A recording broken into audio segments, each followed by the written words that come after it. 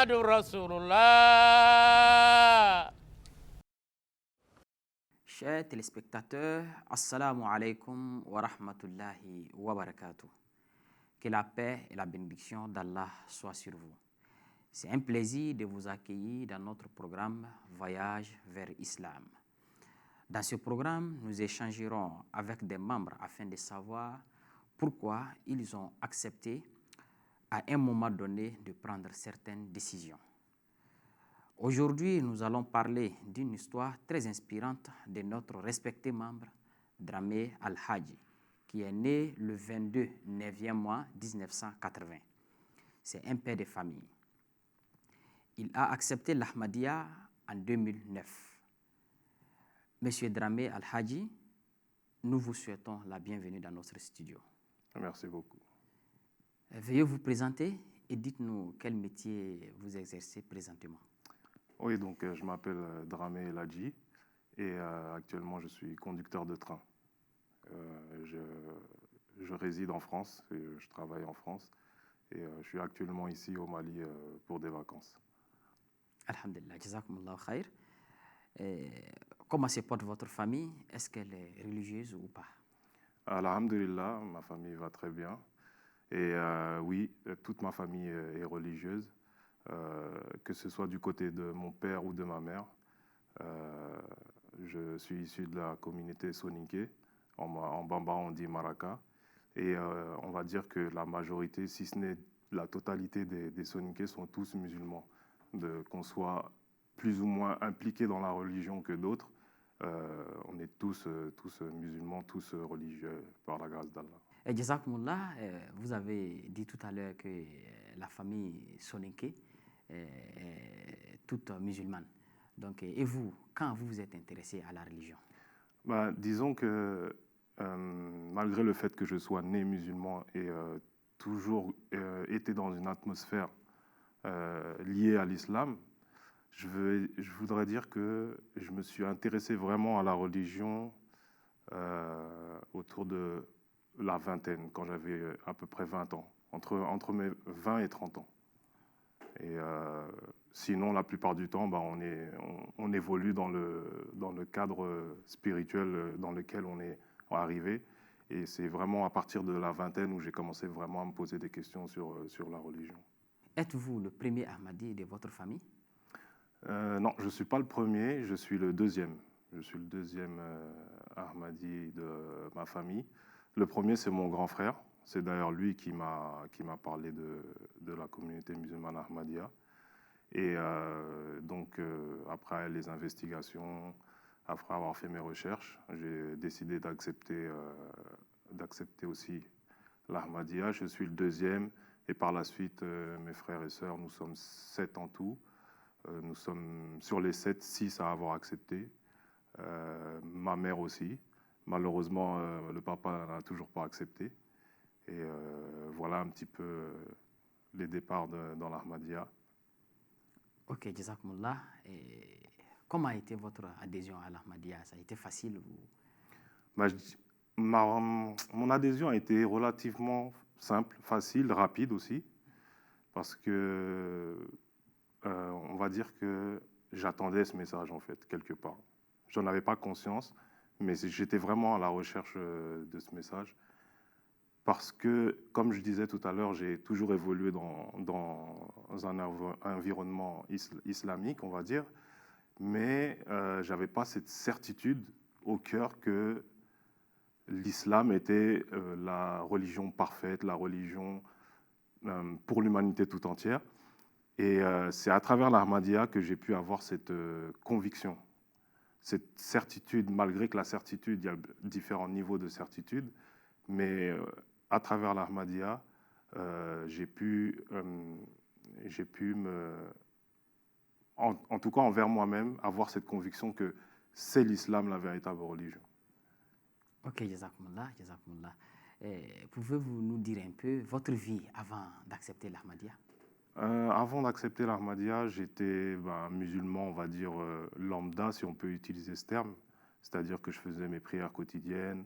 Au moment du jeûne du Ramadan, je jeûnais, tant bien que mal avec une foi qui, on sait, avec des hauts et des bas.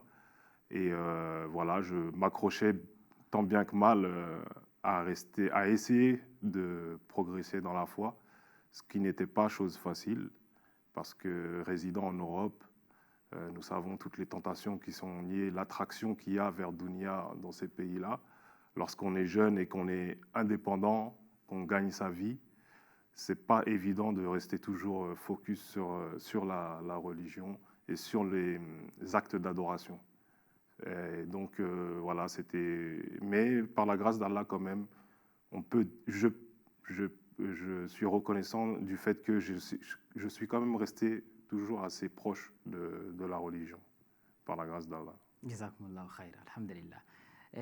Tout à l'heure, vous avez dit que c'est votre grand frère qui vous a attiré ou bien qui vous a parlé de l'Ahmadiyya.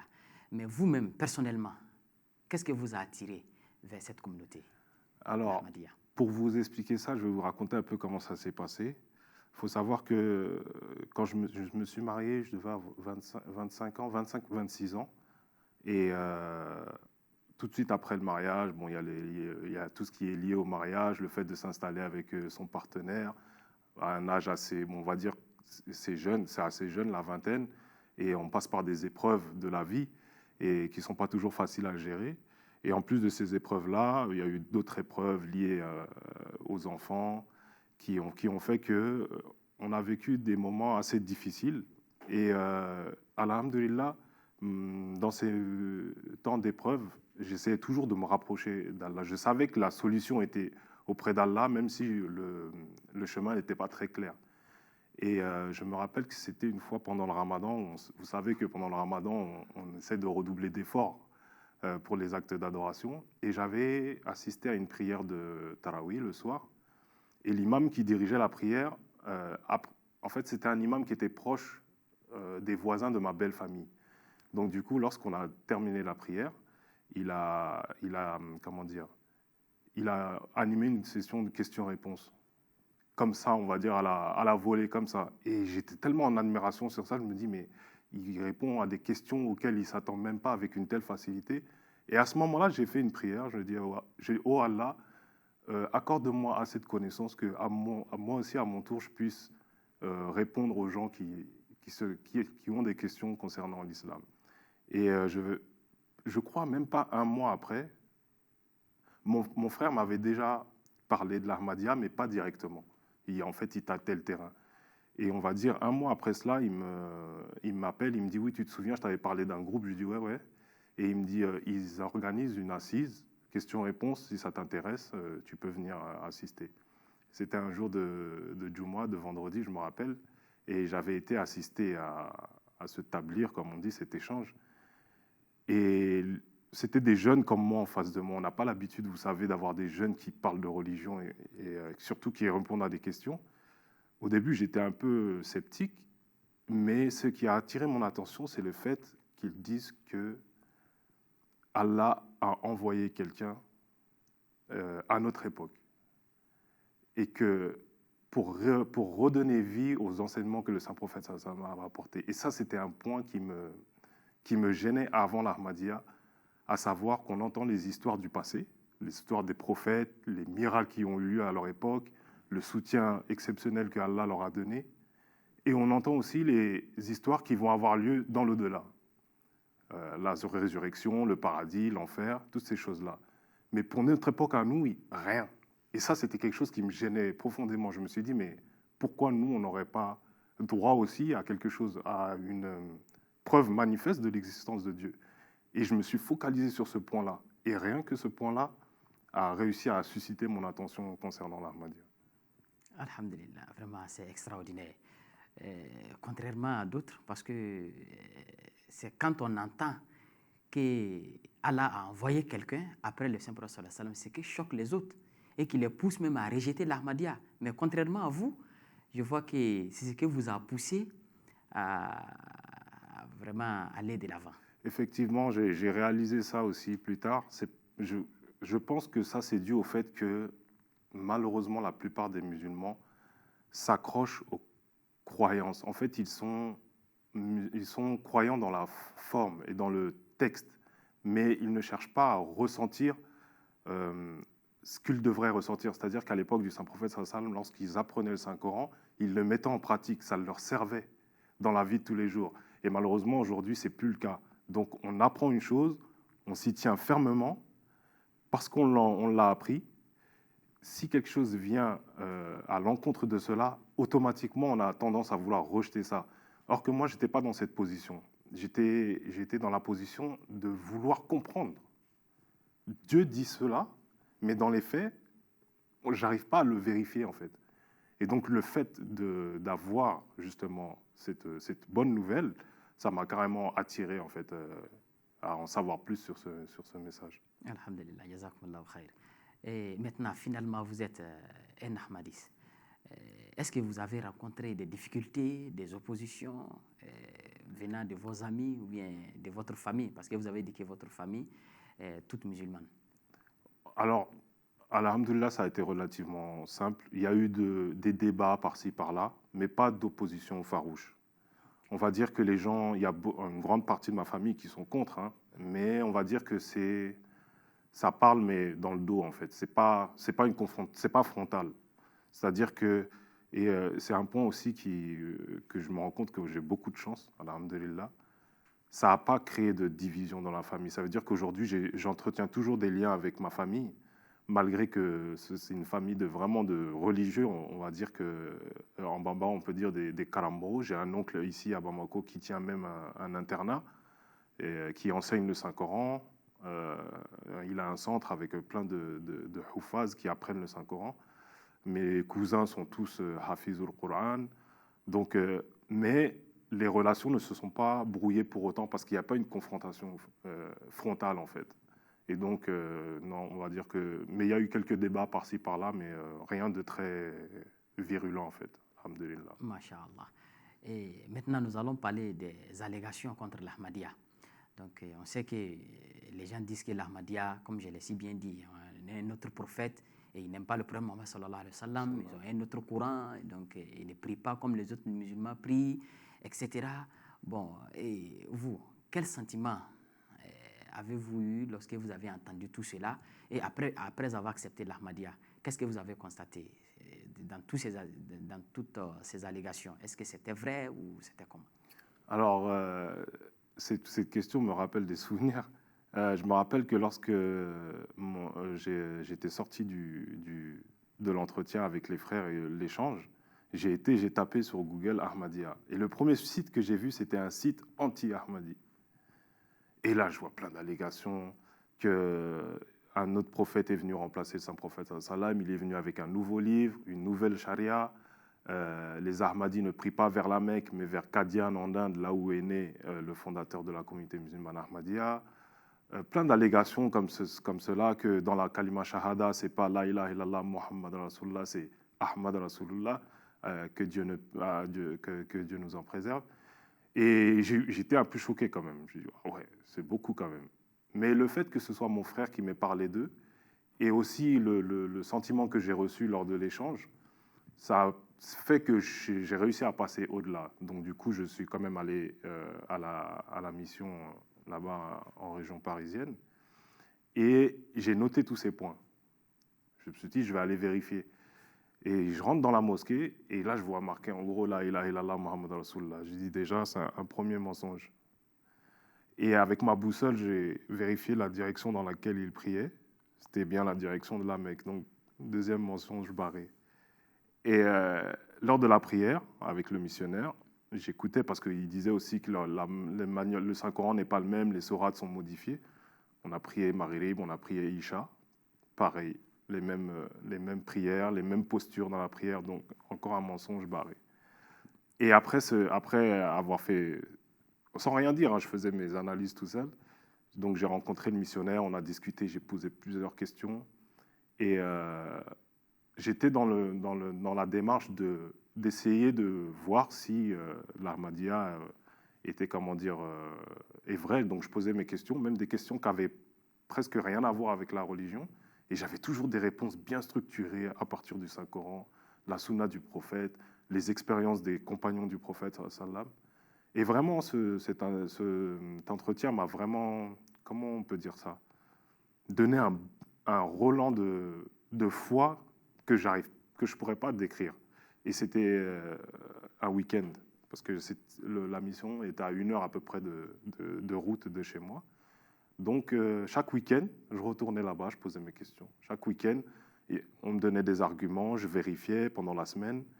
Et en même temps, je regardais sur les sites des anti-Ahmadis pour voir, pour comparer. Et j'ai fait ça peut-être pendant 3-4 week-ends. Et au final, je me suis rendu compte que j'avais déjà accepté, même inconsciemment, le message de l'Ahmadiyya. Et j'allais confronter mes parents, mes cousins. J'allais confronter ces arguments, en fait. Mais je n'étais pas à la recherche de... Je n'étais pas en train d'essayer de contredire l'Ahmadiyya, mais j'étais en train de prêcher, en fait. Mais j'avais accepté, en fait, j'avais accepté, mais inconsciemment.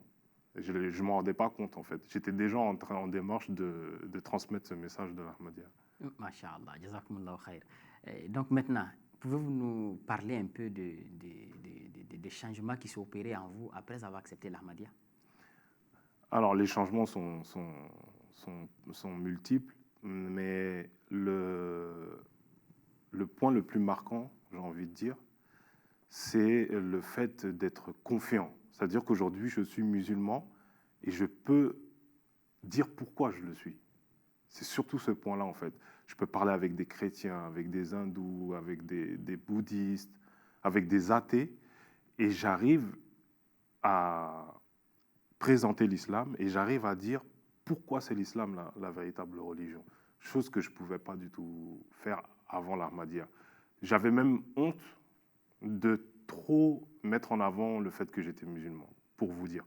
Et parce que ça venait du fait que lorsqu'il y avait des questions sur l'islam, j'étais incapable d'y répondre clairement, avec satisfaction, en fait. J'arrivais pas à me satisfaire moi-même, alors encore moins les autres. On va dire que c'est un des points les plus marquants.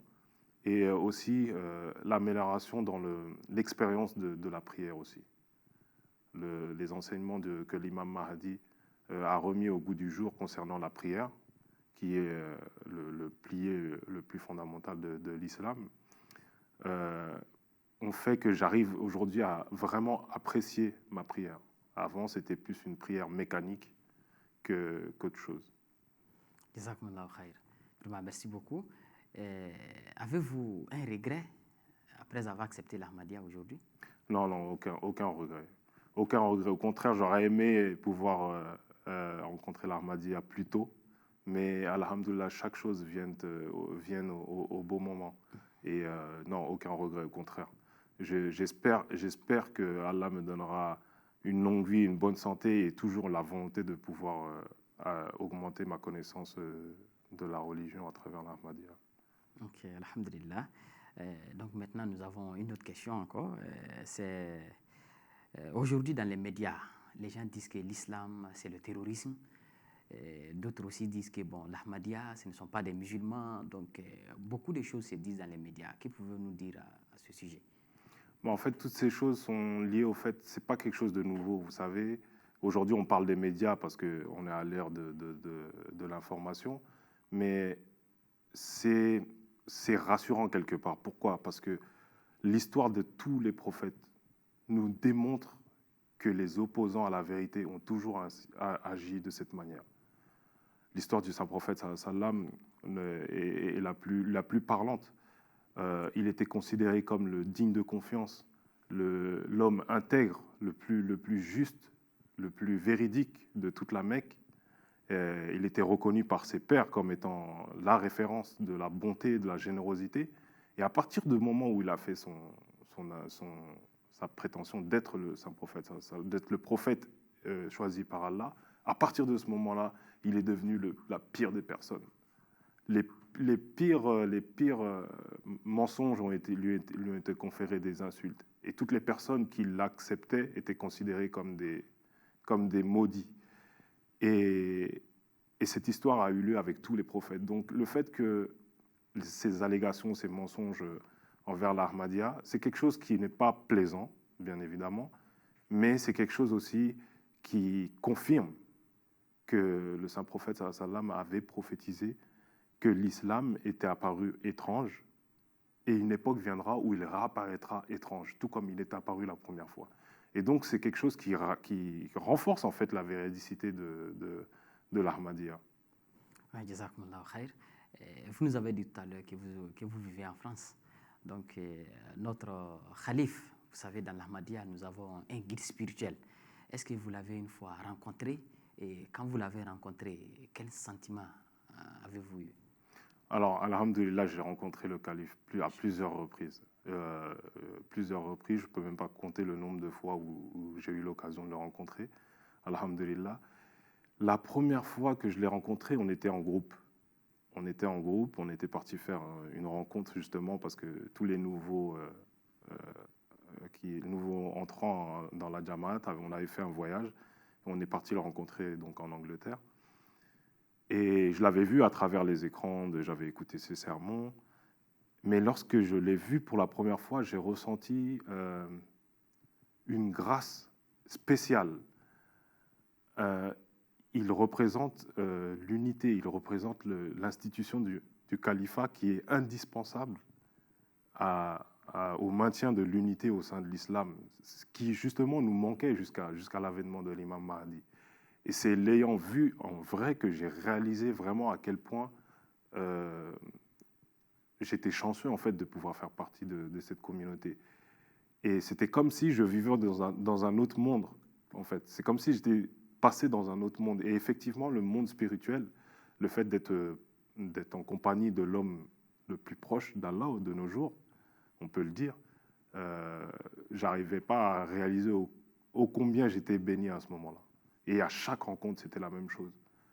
Et alhamdoulilah, j'ai eu l'occasion aussi de m'occuper par la suite des nouveaux entrants dans la communauté. Donc, j'organisais moi-même ces voyages pour aller le rencontrer. Mais à chaque... actuel? C'est le calife actuel, le 5e calife, oui. Et à chaque rencontre, c'est la même chose. J'ai l'impression que c'est la première rencontre. J'ai eu aussi l'occasion de le rencontrer en tête-à-tête, personnellement aussi dans son bureau. Et vraiment, on ne peut pas décrire avec des mots ce qu'on peut ressentir lorsqu'on rencontre le calife. Alhamdulillah, vraiment, merci beaucoup. Votre histoire est vraiment très attirante et très, très inspirante. Donc, toute bonne chose a toujours une fin. Donc, que pouvez-vous dire aux nouveaux Ahmadis et ceux aussi qui n'ont pas encore accepté l'Ahmadiyya comme votre mot de fin? Vous savez, moi, j'ai l'intime conviction que toute personne qui est vraiment sincère au niveau de la foi, qui veut vraiment être guidée, mais vraiment avec sincérité, qui recherche vraiment la vérité, finira tôt ou tard dans cette jamaat. Ça, c'est ma conviction profonde.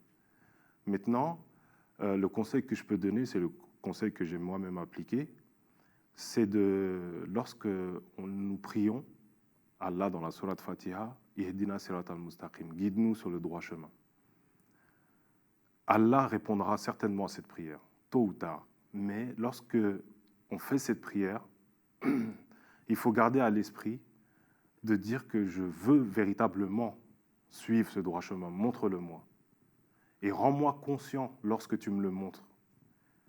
Est-ce que c'est l'Ahmadiyya, ce droit chemin, que tu nous enjoins de te demander? C'est la méthode que moi j'ai utilisée. Guide-nous sur le droit chemin. Est-ce que c'est l'Ahmadiyya ou non? Si c'est l'Ahmadiyya, alors montre-moi la voie, éclaircis-moi les zones d'ombre. Si c'est pas l'Ahmadiyya, alors montre-moi le véritable chemin. Et je voudrais rajouter aussi un conseil de l'imam Mahdi, le Messie premier alayhi salam, qui a fondé cette communauté, de faire la prière d'istikhara. Lui-même, en sa présence, il invitait les gens à venir passer du temps avec lui à Qadian, en Inde, sa ville natale, de rester en sa compagnie, d'écouter les arguments, mais surtout, il les enjoignait, avant d'accepter l'Ahmadiyya, de prier, de faire la prière de consultation, la prière d'istikhara, pendant au moins 40 jours.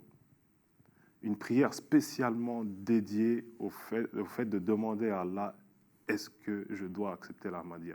Et je pense, comme je disais tout à l'heure, que toute personne sincère finira par accepter. Mais il faut aussi en même temps demander à Allah de nous donner le courage de pouvoir accepter, parce que ce n'est pas une chose facile. Ok, jazakumullah khair, Monsieur Dramé El Hadji. pour votre participation. Chers téléspectateurs de la MTA, alhamdulillah, voilà ce qui est bien dit.